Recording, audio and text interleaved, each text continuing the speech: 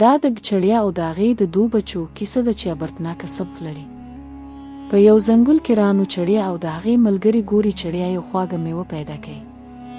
ګوري چړیا غواړي دا میوه یوازې په خپله وخوري، نو رانو چړیا ته وایي زه ستړی یم، ته اوبه راوړه، بیا دواړه دا میوه وخورو.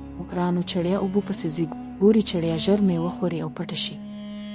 کله چې رانو چړیا بیرته راشي یوازې د میوې پوستکی پاتې وي، نو پوه شي چې ملګري دوکه ورکړي. رانو چړیا پریکړه کوي چې ګوري چړیا ته سبق ورکړي. سبا ورځ هغه له میټو طوطي نه 2 سره مرچې اخلي او له کبوتر نه یو خوږ ام.